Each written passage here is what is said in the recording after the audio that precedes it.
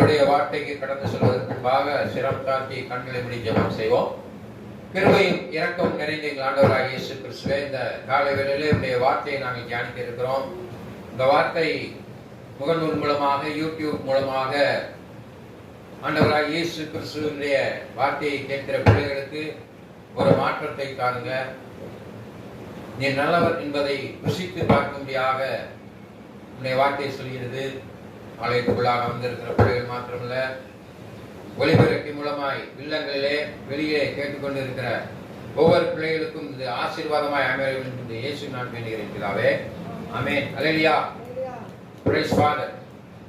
இன்னைக்கு நம்முடைய வாழ்க்கையிலே அநேக இடங்களிலே கீழ்ப்படிதலினுடைய ஆவி இல்லாததினாலே, குடும்பங்களிலே, வேலை ஸ்தலங்களிலே, சபையிலே அநேக பிரச்சனைகள் ஏற்படுகிறதை நாம் அறிந்திருக்கிறோம். கீழ்ப்படிதலினுடைய ஆவி உடைய பிள்ளைகளாக இருக்க வேண்டும். அல்லேலூயா. ஆண்டவராகிய இயேசு கிறிஸ்து கீழ்ப்படிந்தார் என்று பார்க்கிறோம். தெய்வம் மனிதனாக இந்த உலகத்திற்கு வந்து தேவ சித்தத்தை செய்து முடித்தார் என்று அறிந்திருக்கிறோம்.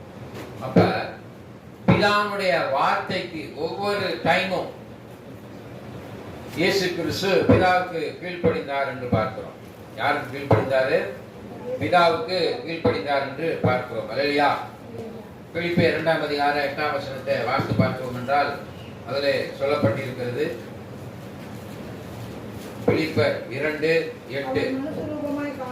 அவர் மனுஷரூபமாய் காணப்பட்டு மரண பரியந்தம், அதாவது சிலுவையின் மரண பரியந்தம் கீழ்ப்படிந்தவராகி தம்மை தாமே தாழ்த்தினார் என்று சொல்லப்பட்டிருக்கிறது. இயேசு கிறிஸ்து இந்த ஆரம்பத்தில் இந்த வார்த்தை என்ன சொல்லி பாருங்க மறுபடியும். அவை மனுஷரூபமாய், தெய்வமாக இல்ல, சிலுவையில் அவர் மனுஷரூபமாய் காணப்பட்ட பொழுது சிலுவையின் மரண பரியந்தம் பாத்தீங்களா என்னவா இருக்கிறாரு? பிதாவுக்கு கீழ்ப்படிந்தார். அல்லேலூயா. நீ தேவனுடைய குமாரனா இருப்பாயானால் இந்த சிலுவையை விட்டு இறங்கு என்று சொல்லி அவர்கள் இயேசுவை சொல்றாங்க. அப்பையும் அவர் அமைதியாக இருந்தார்.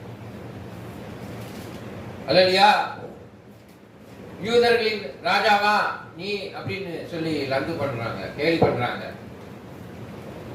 அப்பையும் அவர் அமைதியாக இருந்தார். ஏன்னா தேவ சித்தத்தை செய்ய வேண்டும், சிலுவையிலே செய்து முடிக்க வேண்டும் என்று சொல்லி பொறுமையாக இருந்தார் என்று பார்க்கணும். இன்னைக்கு உனக்கும் எனக்கும் பொறுமை இருக்கா? உன்னை ஒரு வார்த்தை சொன்னா 10 வார்த்தை பேசுற. இல்லையா? ஒரு பந்தை எறிந்தால் அந்த பந்து செவுத்துல பட்டவுடனே என்ன செய்யுமா? திருப்பி நம்மள்கிட்ட வந்துடுது. இன்னைக்கு பெற்றோர்களை, ஆசிரியர்களை, நண்பர்களை நாம் எப்படி இருக்கிறோம்? இல்லையா? அதிகமாக இன்னைக்கு பிசாசு குடும்பங்களிலே பெற்றோருக்கும் பிள்ளைகளுக்கும் இடையே என்ன செய்கிறது? ஒரு பகையை உண்டு பண்ணுகிறது. எல்லாம் உண்டு பண்ணுது, பகையை உண்டு பண்ணுது. அல்லேலூயா. இன்னைக்கு ஆண்டவர் வார்த்தை சொல்லுது. நீதிமொழிகள் புத்தகம் 1ஆம் அதிகாரம் 8ஆவது வசனத்துல சொல்லி இருக்குது. நான் அதிகமாக அந்த வசனத்தை நேசிப்பது. தகப்பன் புத்தியை கேள், உன் தாயின் போதகத்தை நல்லாதே. அல்லேலூயா. என்னதான் உன் தாய் தகப்பன் உன் மேல கோபமா இருந்து உன்னை பழிச்சொல் பேசினாலும் என்ன செய்யணும்? அவருடைய ஆலோசனையை கேட்கணும். தகப்பனுடைய புத்தி அனுபவம் இருக்கும். அல்லேலூயா. இந்த உலகத்திலே உலகப்பரமான அனுபவம் இருக்கும், ஆவிக்குரிய அனுபவம் அப்படி இருக்கும். அல்லேலூயா. அப்ப தகப்பன் புத்தியை கேள் என்று சொல்லி வேதம் சொல்லுது. தாயினுடைய போதகத்தை தள்ளாதே. புத்தி வேற, போதகம் வேற. புத்தி என்பது அறிவை குறிக்கிறது, ஞானத்தை குறிக்கிறது. அதை நீ பெற்றுக்கொள்ள வேண்டும் என்றால் நல்லா தெரிஞ்சுக்கோங்க, தகப்பனிடத்தில் இருந்து நீ அறிவையும் புத்தியையும் தான் பெற்றுக்கொள்ள முடியும். ஆனால் நீ கர்த்தருக்கு பயந்து கீழ்ப்படிவாயானால் ஞானத்தை பெற்றுக்கொள்ள முடியும். வேதவசனத்துல சொல்லி, சங்கீத புத்தகத்துல கர்த்தருக்கு பயப்படுதலே ஞானத்தின் ஆரம்பம். ஆமென். நீங்க உலகத்துல பிசாசு யாரை விழுங்கலாம் என்று வகை தேடிக் கொண்டிருக்கிறது. பிசாசு யாரை விழுங்கலாம் என்று வகை தேடிக் கொண்டிருக்கிறது. எப்படி விழுங்கலாம் என்று வகை தேடிக் கொண்டிருக்கிறது? யோவான் 10ஆம் அதிகாரம் 10ஆம் வசனத்துல சொல்லியிருக்கு, திருடன் திருடவும் கொல்லவுமே வருகிறான், நானோ உன் ஜீவன் உண்டாயிருக்கும், அந்த ஜீவன் பரிபூர்ணப்பட வந்தேன். அல்லேலூயா. ஜீவனை பரிபூர்ணப்படுத்துவதற்காகத்தான், பிதாவுடைய சித்தத்தை செய்வதற்காக அந்த உலகத்துக்கு வந்திருக்கிறேன். அதனால நான் சிலுவையின் மரண பரியந்தம் என்னை தாழ்த்தி நான் கீழ்ப்படிந்தவனாய் காணப்பட்டேன் என்று இயேசு கிறிஸ்து அங்கே சொல்கிறார். வேதம் சொல்லுது.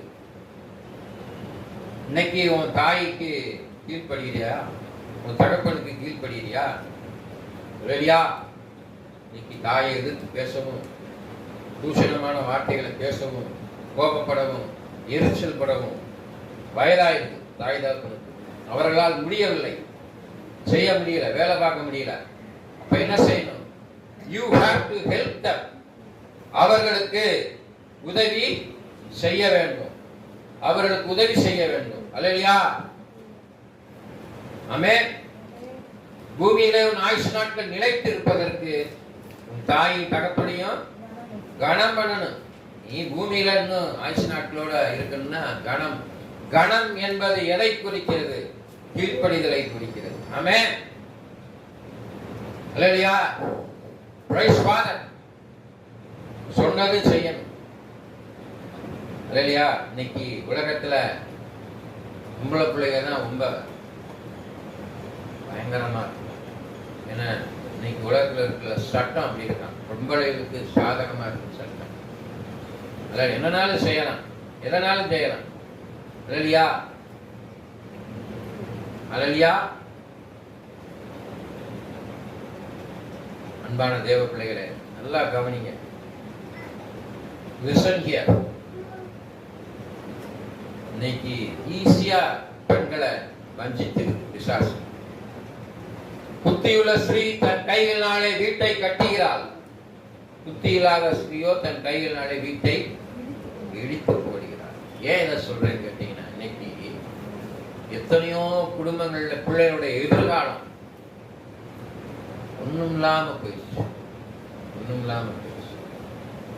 யாரெல்லாம் இயேசு கிறிஸ்துவினுடைய பிள்ளைகளாக இருக்கிறீங்களோ, இன்னைக்கு போராட்டம் யாருக்கு உண்டு? வேதத்துல சொல்லியிருக்குது, உலகத்துல உபத்திரம் உண்டு, திரளுக்குள் நான் உலகத்தை ஜெயித்திருக்கிறேன். உலகத்தை ஜெயித்திருக்கிறேன். ஒருவன் என்னை பின்பற்றி வர வேண்டும் என்றால் தன் சிலுவையை எடுத்து. ஆம்பளைக்கு சொல்லல, ஆம்பளைக்கு சொல்லலையா? எல்லாருக்கும் சொல்லியிருக்கு. இயேசு கிறிஸ்துவை யாரெல்லாம் சொந்த இரட்சகராக ஏற்றுக்கொள்கிறீர்களோ அவெல்லாம் தேவனுடைய புத்திரர். இல்லையா? அப்ப இயேசு கிறிஸ்துக்கு என்னெல்லாம் நடந்துச்சோ அதெல்லாம் வாழ்க்கை நடந்தது. அதான் சொல்றார், உலகத்துல உபத்திரம் உண்டு, திறன்கொள், நான் உலகத்தை ஜெயித்திருக்கேன். எப்படி திறன் கொள்வ? சத்தியத்தை அறிவீர்கள், சத்தியம் உங்களை. இல்லையா? எங்க நாங்க சத்தியத்தை அறிய? வாரத்துல ஒரு நாள் வரோம், உட்கார்றோம், வசனத்தை கேட்கிறோம், அப்புறம் போயிடணும். We are very busy in our work. துணியை துவைப்பதிலே பிஸியா இருக்கிறோம், தண்ணி பிடிப்பதிலே பிஸியா இருக்கிறோம். அல்லேலூயா. பள்ளிக்கூடம் செல்வதிலே பிஸியா இருக்கிறோம். ஆனா வேதத்தை வாசிக்கிறோமா? இன்க்ளூடிங் மை செல்ஃப், என்னுடைய பிள்ளைகளை சேர்த்து உங்களுடைய பிள்ளைகளை சேர்த்து சொல்றேன். யாரெல்லாம் உங்க பிள்ளைகளுக்கு வேதத்தை வாசிக்க கற்றுக் கொடுக்குறீங்களோ, எடுத்து முதல்ல ஆண்டவர் கொடுக்குறாங்களோ, அந்த பிள்ளைய வாழ்க்கையில உலகபரமான காரியத்துல ஆபிரகாமின் ஆசீர்வாதத்தை சுமந்து கொள்ளும். அல்லேலூயா. அப்பா சொல்வார், தாய் தகப்பனுக்கு கீழ்ப்படியா, தகப்பனுடைய வார்த்தைக்கு கீழ்ப்படியாதனுடைய கண்களை நதியின் காகங்கள் பிடுங்கி கழுவின் குஞ்சுகள் தின்னும். கண்ணை பிடிக்கிறோம். நீதிமொழியின் புத்தகத்துல இருக்குது. அல்லேலூயா. நீ உன் பிள்ளைக்கு சொல்லி கொடுக்கியா? வேதத்தை வாசிக்குதா? வசனத்தை தியானிக்குதா? அல்லேலூயா. இன்னைக்கு இருக்கிற தாய்மார்கள் என்ன செய்றீங்க? செல்போனை கையில கொடுத்துறாங்க அவங்களுக்கு வேலைக்கு தகுந்த மாதிரி. இல்லைன்னா டிவியை போட்டு விட்டுறீங்க, டிவியை பார்க்குதுங்க. ஆமென். அல்லேலூயா. செல்போனை உங்க பிள்ளைய கையில கொடுப்பதனால உங்க பிள்ளைகளுடைய எதிர்காலமே ஒண்ணும் இல்லாம போகுன்னு ஒரு கிளிப்பு சொல்றாங்க, ஒரு டாக்டர் சொல்றாங்க. எப்படி அஃபெக்ட் ஆகுறாங்க, பிசிக்கலி சரீரத்துல எப்படி அஃபெக்ட் ஆகுறாங்கன்னு சொல்லி படிக்காது 24 மணி நேரம் புள்ள தலையிட்டே இருக்க இல்லையா? அன்பான தேவ பிள்ளைகளே, வேதவசனம் சொல்லுது. அப்போஸ்தலர் சொல்லுவாங்க 6ஆம் அதிகாரம் 7ஆம் வசனம் பார்த்தீங்கன்னா, விசுவாசத்துடன் தேவன் அழைப்புடன் தொடர்புடைய கீழ்ப்படுதல், விசுவாசம் இருக்கணும், தேவனுடைய அழைப்பும் தொடர்பான கீழ்ப்படுதல் இருக்கணும் என்று சொல்லியிருக்கு. ஆமென். என்ன விருத்தி அடைந்தது? தேவனுடைய வசனம், ஆண்டுடைய வார்த்தை விருத்தி அடைந்தது. உன் வாழ்க்கையில விருத்தி அடைந்திருக்கிறா? சீஷருடைய தொகை எருசலேமில் மிகவும் பெருகிற்று. பாத்தீங்களா? ஆசாரியர்கள் அநேகர் விசுவாசித்து கீழ்ப்படினார். நீங்க இன்னைக்கு சபை போத கீழ்ப்படினீங்களா? ஏப்பா ரோசு, ஞாயிற்றுக்கிழமை 8:30 மணிக்கு ஆராதனை நடக்கும் பாப்பா, நேரத்துக்கு வந்துடணும் இல்லையா?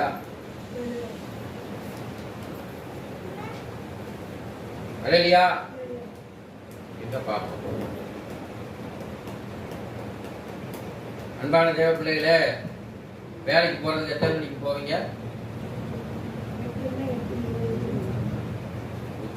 புக்கு நடக்கிறது, அடங்குவே நாட்டில் ஏற வேண்டியது, ஏறி வேகமா போக வேண்டியது. ஏன்னா அங்க வேலை நான் வேலை. அப்போ இந்த சபையில போதவர்களை திட்ட மாட்டாங்க, எந்த நேரம்னாலும் வரலாம் இல்லையா? தேவ பிள்ளைகளே, வேத வசனம் விருத்தி அடைந்து உன் வாழ்க்கையில வேத வசனம் விருத்தி அடையணும். உனக்கு ஏன் வாழ்க்கையில போராட்டம் இருக்கு, கஷ்டம் இருக்கு, துன்பம் இருக்கு? நல்லா யோசிச்சு பாரு. சத்தியத்தை அறிவீர்கள், வேத வசனம் விருத்தி அடைய வேண்டும். விருத்தின்னு என்ன இல்லையா? என்ன செய்யும்? ஒரு தயிர் பால்ல உர ஊத்துறீங்க, நிறைய பால் இருக்கு, அதுல கொஞ்சோண்டு தயிர் தான் ஊத்துறீங்க, அது என்ன செய்யுது? பூரா தயிராக மாறி விடுகிறது பால் எல்லாம் இல்லையா? உன் வாழ்க்கை என்ன செய்யணும்? பெருகணும் இல்லையா? தேவ பிள்ளைகளே, விவசாயி ஒரு நெல்லை விதைக்கிறான், ஒரு நெல் விதைக்கிறான், அந்த நெல் முளைத்து என்ன செய்யுது? கதிராய் மாறி அது நிறைய பலன் கொடுக்குது. ஆமென். ஒரு ஏக்கர்ல 1.25 மூடை 35 கிலோ 35 கிலோ நெல் நாத்தாங்கால் போட்டு அதை எடுத்து நடுறாங்க. அது எவ்வளவு கொடுக்குது? 45 இருந்து 50 மூடை கொடுத்தா அது விருத்தி அடையுது. உன் வாழ்க்கை விருத்தி அடையுதா? யோசிப்பார். உன் வாழ்க்கை எப்படி இருக்கு? செழிப்பும் சேமமாக இருக்குதா? தேவ பிள்ளைகளே, வியாதி சுகவீனம் உன்னை ஆட்கொள்ளுது. ஆமென். ரோமர் 1:5.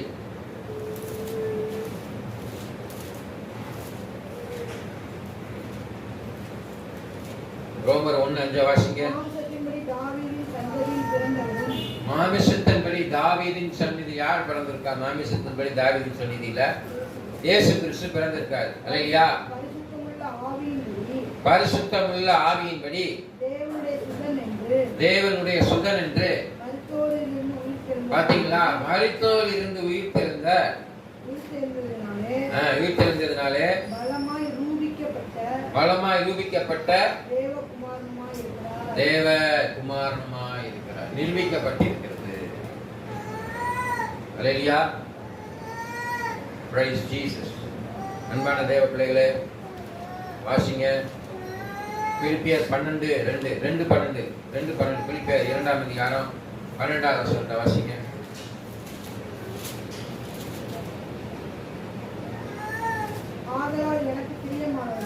ஆதலால் எனக்கு பிரியமானவர்களே,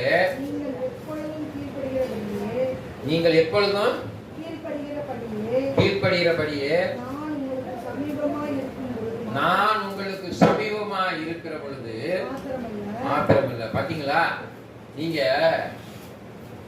இப்போ ஒரு ஆசிரியர் இருக்காரு, ஒரு ஆசிரியர் வகுப்புக்கு வராரு, வகுப்பு வந்து உட்காராரு. ஆசிரியர் இருக்கும்போது எல்லாம் என்ன செய்வாங்க? பயபக்தியா பயந்து அமைதியா இருப்பாங்க. அந்த கிளாஸ் ரூமை விட்டு அந்த ஆசிரியர் போன உடனே அந்த பிள்ளைங்க என்ன சேட்டை பண்ணுது, அடுத்த ஆசிரியர் வர்றதுக்குள்ள ஐயம்மையான்னு பேசவும் கொள்ளவும். ஆசிரியர் இருக்கும்போது அமைதியா இருக்கிறாங்க. இயேசு கிறிஸ்து உங்கள்கிட்ட இருக்கும்போது கீழ்ப்படுகிறீங்க. எங்க இருக்கும்போது?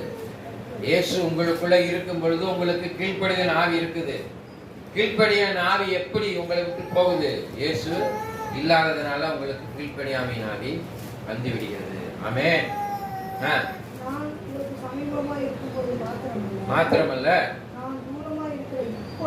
தூரமாய் இருக்கிற இப்பொழுதும் பார்த்தீங்களா, இயேசு பரலோகத்துல பிதாவுடைய வலதுபக்கத்தில் அமர்ந்திருக்கிறார். அப்ப தூரமா இருக்கிற போது நீங்க இப்பொழுது தூரமா இருக்கிறார். ஆவியானவர் தான் உங்க அருகில் இருக்கிறார், முன்னால் இருக்கிறார், பின்னால் இருக்கிறார், எல்லா பக்கமும் சுத்தி இருக்கிறார், எங்கும் வியாபித்து இருக்கிறார். ஆவியானவருக்கு நீ கீழ்ப்படிஞ்சேன்னா மேல உட்கார்ந்துருக்க இயேசுவுக்கு. ஆமென். பயத்தோடு நடுக்கத்தோடும் உங்கள் ரட்சிப்பு நிறைவேறும். ரட்சிப்பு, நான் ரட்சிப்பு அடைஞ்சிருக்கேன்னு சொன்னா போதாது. அந்நிய பாஷை போதுனா பேசாது. பிசாசு அந்நிய பாஷை பேசும் இல்லையா? ரட்சிப்பு நிறைவேறும்படி கீழ்ப்படிய வேண்டும் இல்லையா? ரட்சிக்கப்பட்ட பிள்ளை எப்படி இருப்பாங்க? இயேசுவை போல இருப்பாங்க. இயேசுவை ஓஞ்சி செவிட்டு சேர்த்து அரைஞ்சாங்க. சப்புன்னு அமைதியா இருந்தார். இயேசு கிறிஸ்துவ வாரினால் எத்தனை தடவை அடிச்சாங்க? யாராவது சொல்ல முடியுமா? எத்தனை அடிகள் அடிக்கப்பட்டது? 33 அடின்னு நினைக்கிறேன். 33 தடவை வாரினால் அடிக்கப்பட்டார். ஆமென். விழால எத்தனை தடவை குத்துனாங்க? ஒரே தடவை தான் குத்துனாங்க. ஒரு தடவை இயேசு கிறிஸ்துவ விழாவில் குத்தினார். ஆமென். இயேசு கிறிஸ்துவ சின்ன பிள்ளைய கொட்டுற மாதிரி கொட்டினார். அமைதியா இருந்தார். ஏன் அமைதியா இருந்தார்? காரி துப்புனாங்க.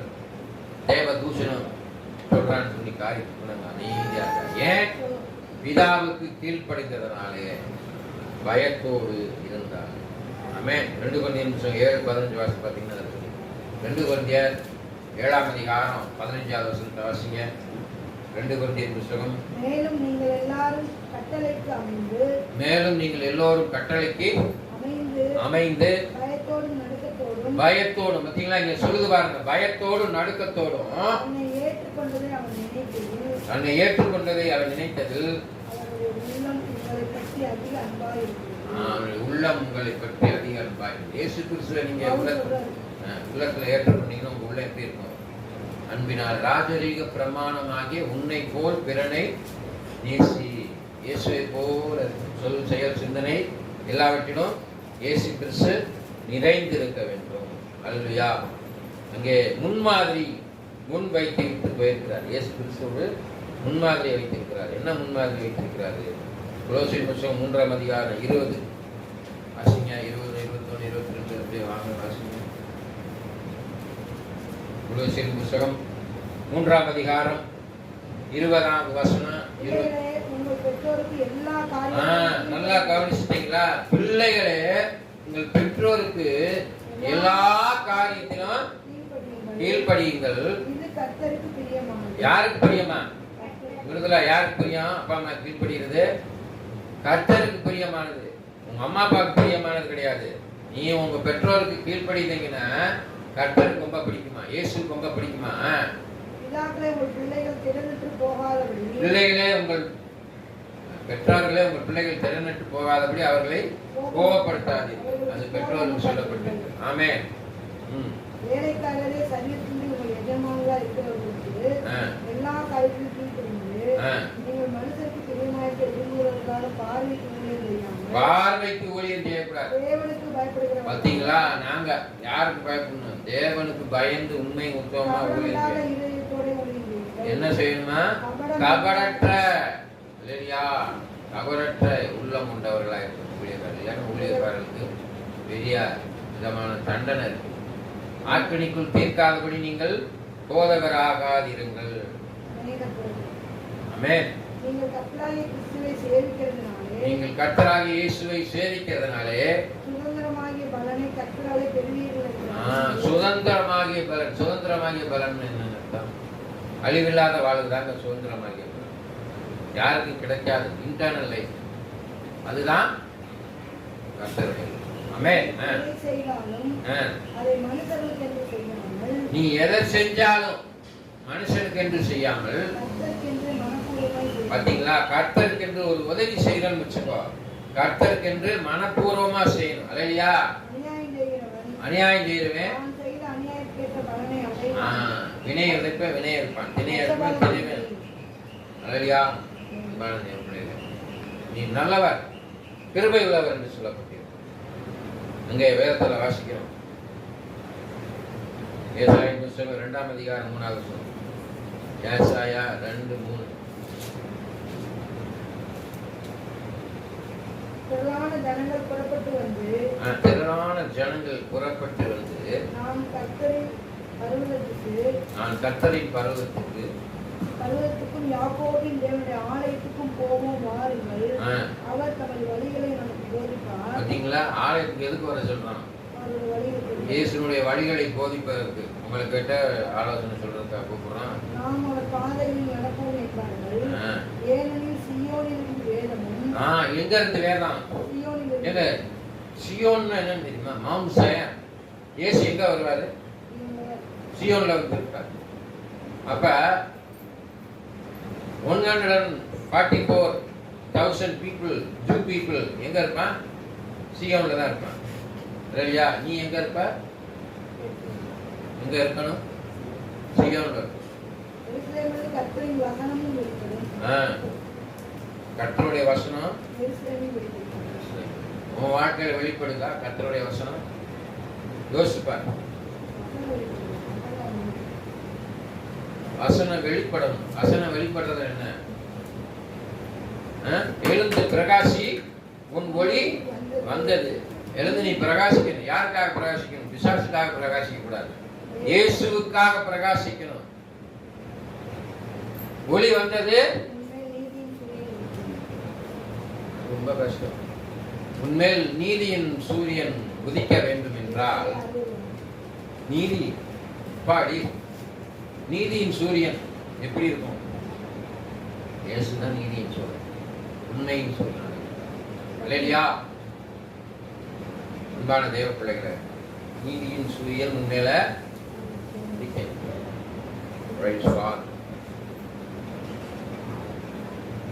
அன்பான தேவ பிள்ளைகளை, அங்கே நாம் வாசிக்கிறோம். எரேமியாவின் புத்தகம் 24:7 வாசிங்க. 24:7. நான் கர்த்தர் என்ற அறியும் இருதயத்தை அவர்களுக்கு கொடுப்பேன். பாத்தீங்களா? நான் கர்த்தர் என்று அறிகிற இருதயத்தை அவர்களுக்கு கொடுப்பேன். அவர்கள் என் ஜனமாய் இருப்பார்கள். அவர்கள் என் ஜனமாய் இருப்பார்கள். நான் அவர்கள் தேவனாய் இருப்பேன். நான் அவர்கள் தேவனாய் இருப்பேன். அவர்கள் தங்கள் முழு இருதயத்தோடும் என்னிடத்துக்கு பாத்தீங்களா? முழு இருதயத்தோட திரும்பணும். முழு மனதோடு முழு இருதயத்தோடு உங்கள் சிந்தனையை காக்க கடவுளாக ஜெபம் பண்றோம்ல, என்று இஸ்ரவேலின் தேவனாகிய கர்த்தர் சொல்கிறார். முழு மனதோடு முழு இருதயத்தோடு கர்த்தரை பார்க்கணும். இல்லைன்னா ஒண்ணுமே செய்ய முடியாது. அப்ப வேதவசனத்தை சொல்லி அப்போஸ்தலர் 5:12 சொல்லியிருப்பாரு. அப்போஸ்தலர் 5:12 சொல்லியிருக்கு. அப்போஸ்தலர் 5ஆம் அதிகாரம் 12வது வசனம்.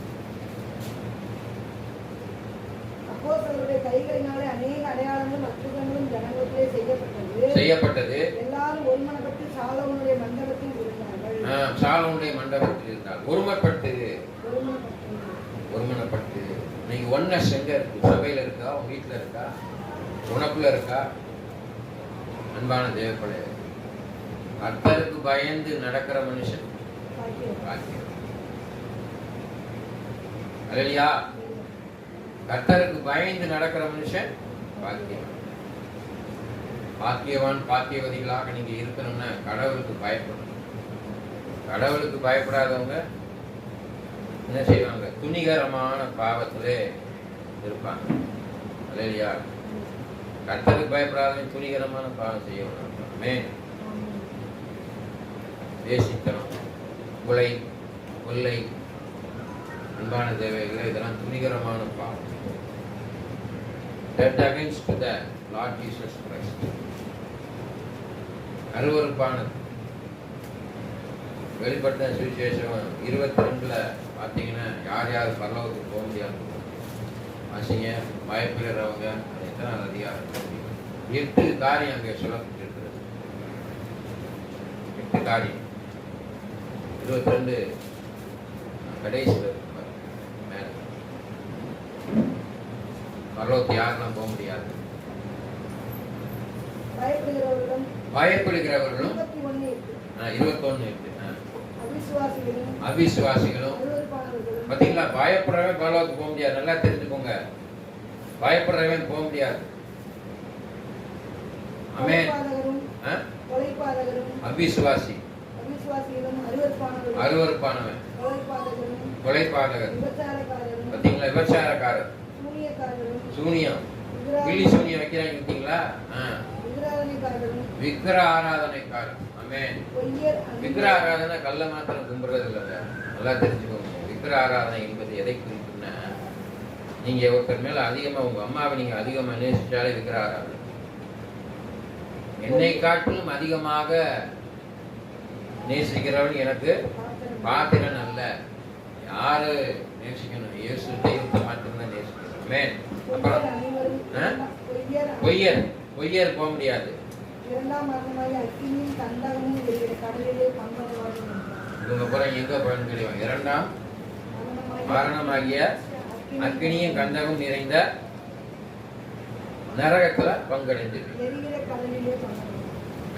அதனால கர்த்தருக்கு கீழ்ப்படிங்க. கர்த்தருக்கு பயப்படுறதுல ஞானத்தின் ஆரம்பம்.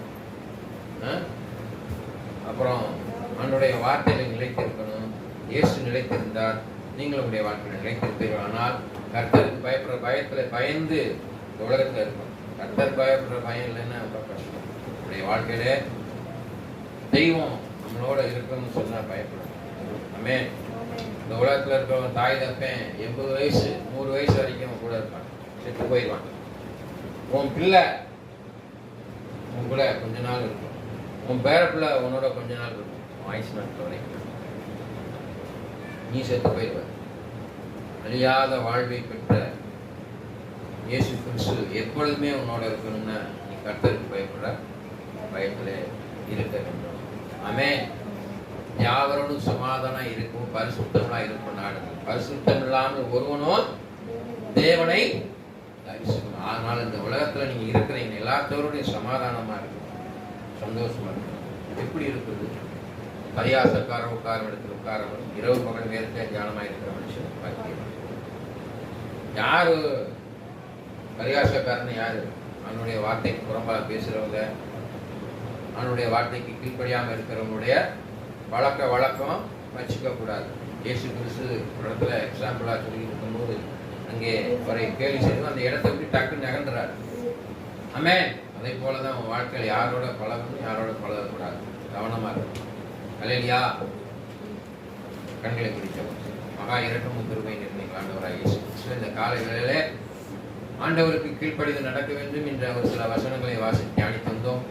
ஆண்டவரை பிள்ளைகள் கர்த்தருக்கு பயப்படுற பயத்தில் வளரவும், கர்த்தருக்கு பயப்படுதலே ஞானத்தின் ஆரம்பம் என்ற வாக்குத்தத்தத்தின்படி கிறிஸ்துவுக்குள்ளாக அவர்கள் வளர்ந்து ஞானத்தை பெற்று இந்த உலகத்திலே பிசாசை ஜெயிக்கும்படியாக உறுதுணையாயிருந்து பிள்ளைகளை ஆசீர்வதிக்க வேண்டும். இயேசு கிறிஸ்துவின் நாமத்தில் வேண்டியிருக்கிறாவே. ஆமென். என் ஆத்துமாவே கர்த்தரை ஸ்தோத்திரி, என் முழுமைய பரிசுத்த நாமத்தை ஸ்தோத்திரி, என் ஆத்துமாவே கர்த்தரை ஸ்தோத்திரி, கர்த்தர் செய்த சகல நன்மைகளுக்காக. ஆமென். ஆண்டவராகிய இயேசு கிறிஸ்துவின் கிருபையும் பிதாவாகிய தேவனுடைய அன்பும் பரிசுத்த ஆவியானவரின் அன்பும் இப்பொழுது சதா பலன். ஆமென். கர்த்தர்